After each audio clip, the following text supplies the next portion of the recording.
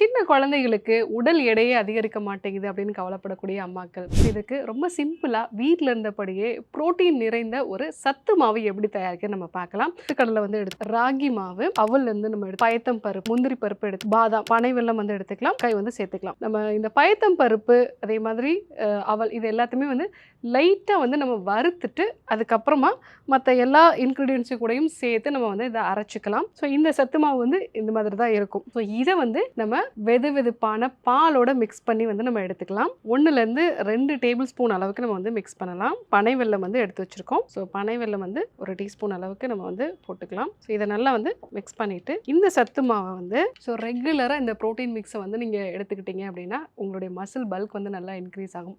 உடல் சோர்வு எல்லாமே வந்து குறையும். குழந்தைகளுக்கும் எடை வந்து அதிகரிக்கும். வயதானவர்களுக்கும் தசை இழப்பு அதனால உண்டாகக்கூடிய வலிகள் இது எல்லாத்தையுமே நீங்கள் சரி பண்ணிக்கலாம். எப்படி இருந்துச்சு அப்படிங்கிறத கமெண்ட்டில் சொல்லுங்கள். தேங்க்யூ.